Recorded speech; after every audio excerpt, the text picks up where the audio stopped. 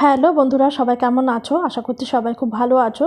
তো আজকে রান্না করেছিলাম রসুন পাতা চিকেন। তো সেই রেসিপি আজকে তোমাদের সাথে শেয়ার করব। তো চলো দেখে নিই কীভাবে রান্না করলাম। এর জন্য প্রথমে রসুন পাতা নিয়ে নিয়েছি, সেটাকে ভালো করে ধুয়ে পরিষ্কার করে এবার কুচি কুচি করে রসুন পাতাটাকে কেটে নেব।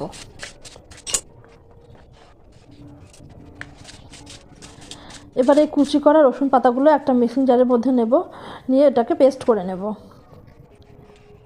এবার কড়াইতে তেল দিয়ে তার মধ্যে পেঁয়াজ কুচি দিয়ে দেবো, দিয়ে পেঁয়াজটাকে ভালো করে ভাজা করে এর মধ্যে দিয়ে দেবো টমেটো, আদা কাঁচা লঙ্কা বাটা, হলুদ দিয়ে মশলাটাকে কষিয়ে নেব।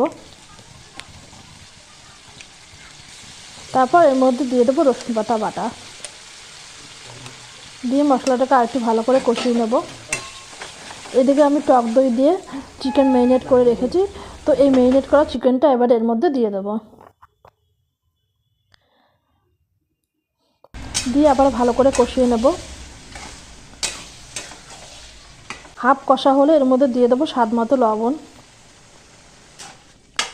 দিয়ে আবারও ভালো করে কষিয়ে নেব। এবার চিকেন সেদ্ধ হওয়া পর্যন্ত, তেল ছাড়া পর্যন্ত ভালো করে কষা কষা করে রান্না করে নামিয়ে নিলেই তৈরি হয়ে গেল আমার রসুন পাতা চিকেন।